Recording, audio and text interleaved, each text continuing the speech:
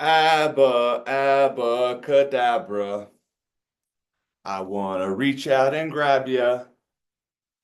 Fellow Toastmasters and honored guests, today I'm going to talk to you about a topic that I'm deeply passionate about.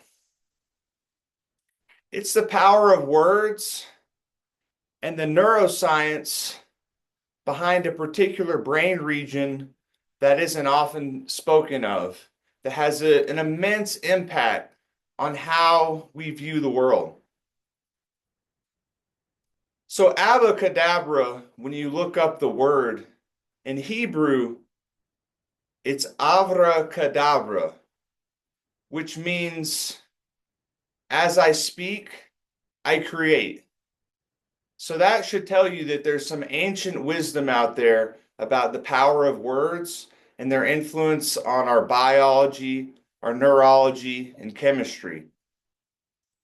So, today I'm going to talk about three things that happen in the brain with words in particular and other information, as well as three things that you can do to apply this to your life on this cold February day. All right, so let's start with the three things that your brain does in order for you to not feel overwhelmed and feel like you're going crazy. But these same three functions can also keep us trapped. So number one is generalizations.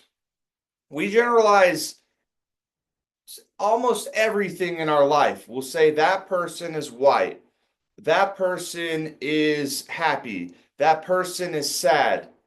But when we look at this is a vast generalization about reality because not every single happy person is happy 100% of the time, and not every single sad person is sad every single 100% of the time.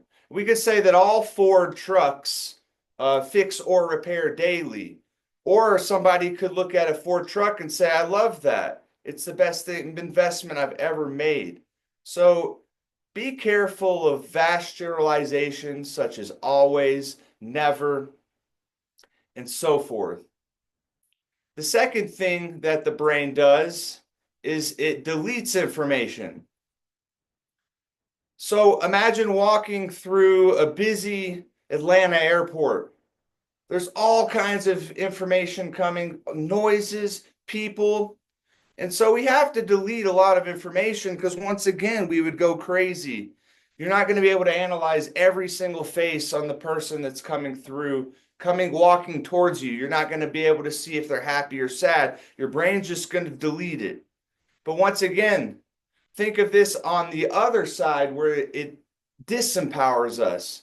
So have you ever been in the kitchen and your loved one or spouse comes in and you've been looking for a banana for about 10 minutes in the kitchen?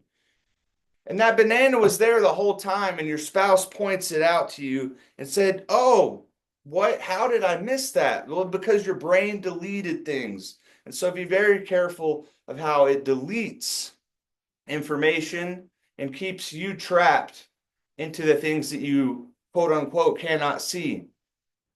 And the last thing that we do is we distort information. So a common cognitive distortion is black and white thinking or all or nothing thinking. So we don't see reality as it is. We see reality as the way that our brain electrochemically produces a signal.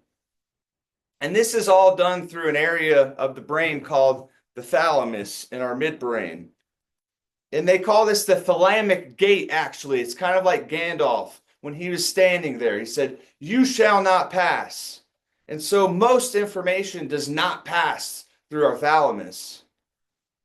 And it is the gatekeeper, and it eliminates that. Once again, that's empowering, but also disempowering. Now, let me move on back to the topic of the day, the power of our words, and three ways that you can use them to empower yourself instead of disempower yourself. So the great late Zig Ziglar said that number one, repetition is the mother of all learning. So use words and repeat them again and again, ones that are going to empower you. You can say, I'm happy, I am healthy, I'm strong, I'm a public speaker, I'm amazing, I'm successful. And repeat those signals again and again and again. And eventually, the gatekeeper, the thalamus, is going to have to let it through into your unconscious mind. The second thing that happens that I want you to utilize in your life is emotions, energy and motion. So when you speak your words as Toastmasters, we know that we need to enunciate and pronounce our words. Because I could be standing there and I could be talking to one of the fellow Toastmasters. I say, "Yeah, I'm pretty happy." Or I could say, "Yeah, I'm happy. I'm excited." You feel the difference there, my friends? And that's how you can use words and enunciate and pronunciate and use vocality and prosody to get those words to empower you.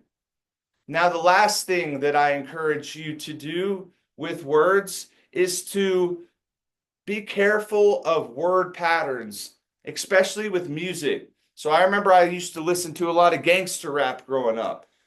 And little by little, did everybody with a teenager knows that they listen to some very bad music, and so did I. And so I would listen to that music, and what do you know? I started to feel aggressive and make poor decisions and call women a certain bad name that was completely disempowering to everybody and unnecessary.